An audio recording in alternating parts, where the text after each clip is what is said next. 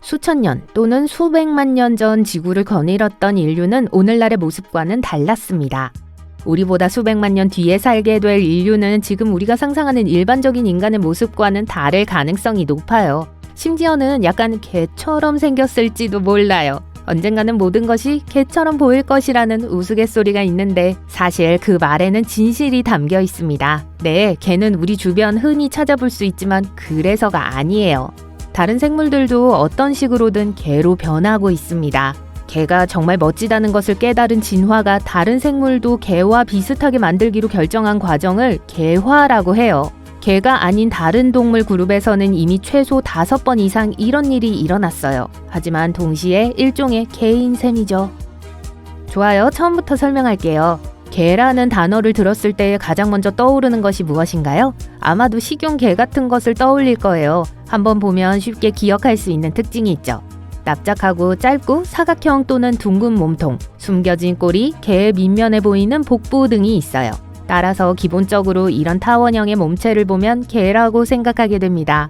하지만 꼭 그런 건 아니에요. 거의 1000만 년 전, 오늘날 뉴질랜드 해안에서 긴 다리와 집게발을 가진 가시돋친 동물이 먹이를 찾아 돌아다니는 모습을 볼 수 있었습니다. 언뜻 보기에는 특별한 것이 없었지만 모든 동물, 특히 개는 그런 행동을 하죠. 하지만 이건 오늘날 킹크랩의 고대 조상이었습니다. 과학자들은 화석을 단 한 개만 발견했기 때문에 그들에 대해 아는 것이 많지 않습니다. 하지만 야구공 크기의 몸체에 둥글고 뾰족한 등딱지를 가지고 있었다는 사실은 알고 있어요.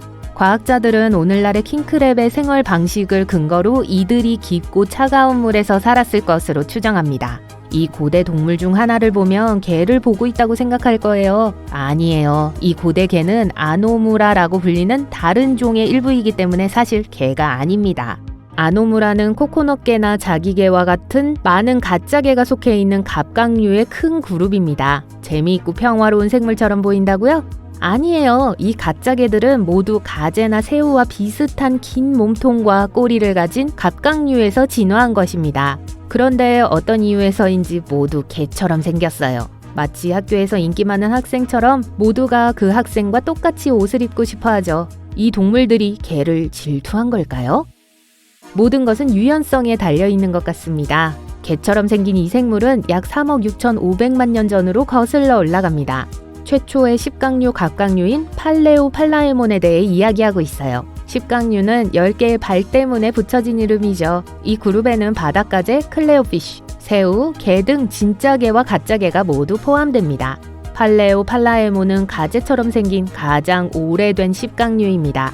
팔레오팔라에몬은 현대의 바닷가재처럼 해저를 돌아다니며 일생을 보냈을 가능성이 높아요. 2억 6천만 년 전, 십각류는 진짜 개와 가짜 개의 두 그룹으로 나뉘었습니다. 개라고 속이지 않은 가장 오래된 진짜 개는 1억 8,500만 년 전에 나타났죠.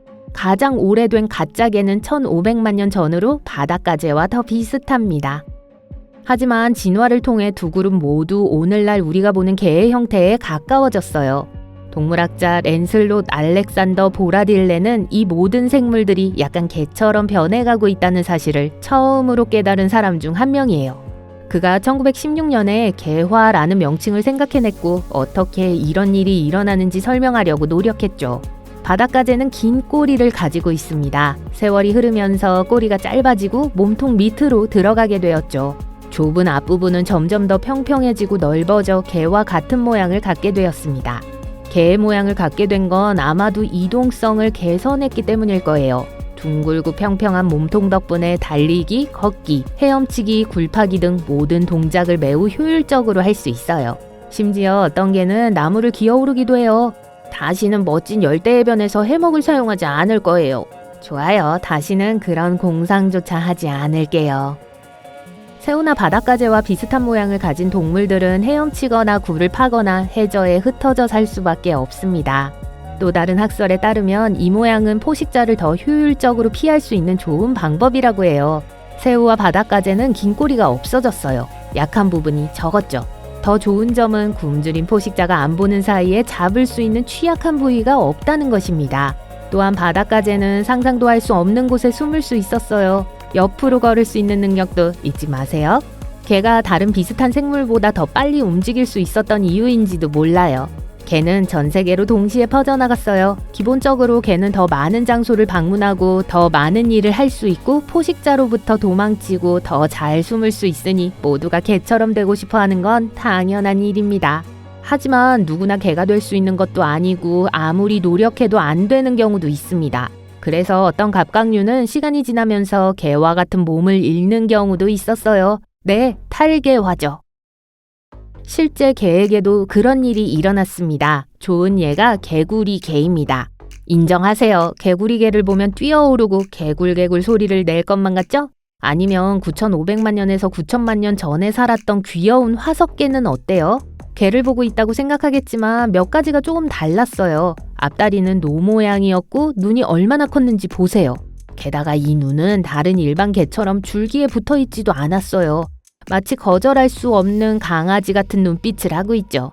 일부 과학자들은 이 모든 개의 특징이 새로운 서식지에 쉽게 정착하고 많은 새로운 종으로 분화하는 능력과 관련이 있을 수 있다고 생각합니다. 개는 사방에 널려 있고 종류도 수천 종이나 되니까요. 하지만 우리가 개로 변하지는 않을 겁니다. 많은 동물이 개로 변하는 것이 무섭게 보일 수도 있지만 이는 갑각류 내에서만 일어나는 일입니다. 다른 종들도 개처럼 변한다는 증거는 없습니다. 아직은요. 다른 생물에서도 비슷한 일이 일어나고 있습니다. 밀접하게 관련된 혈통이 진화하고 나중에 완전히 다른 지역, 때로는 다른 대륙에서 다양화되는 것을 볼 수 있습니다. 포유류를 예로 들어보겠습니다. 포유류는 크게 두 그룹으로 나뉘며 전 세계에 퍼져 있습니다. 유대류는 작고 귀여운 새끼를 낳는 주머니 포유류입니다. 그리고 태반 포유류는 우리 인간을 포함합니다. 이 두 그룹은 1억 년 전에 공통조상을 가지고 있었어요. 마치 대자연이 이 두 그룹을 분리하여 몸체에 어떤 일이 일어날지 실험한 것 같아요. 따라서 생쥐, 두더지, 개미핥기, 글라이더, 고양이의 두 가지 버전이 각 그룹에 대해 하나씩 존재합니다. 몸뿐만 아니라 기관과 나머지 구조도 독립적으로 진화합니다. 우리 몸은 망막, 홍채, 수정체로 구성된 복잡한 카메라 눈을 가지고 있어요. 문어와 오징어는 우리와 관련이 없지만 이러한 눈을 가지고 있어요. 분자조차도 매혹적인 생명의 나무에서 독립적으로 진화합니다. 우리가 볼 수 있게 해주는 우리 눈의 분자는 상자 해파리에서도 진화해왔습니다. 지구에서 이런 일이 일어난다면 우주의 다른 곳에서도 같은 일이 일어날지도 모릅니다. 어쩌면 우리에게 기괴해 보이지 않는 생물들이 존재할지도 모르죠. 비록 모두 무섭지 않은 모습을 상상하기는 어렵지만요. 어쩌면 우리와 비슷한 방식으로 진화하고 있으며 우리가 예상하는 것보다 더 친숙할 수도 있습니다. 아니면 그냥 거대한 개일지도 모르고요.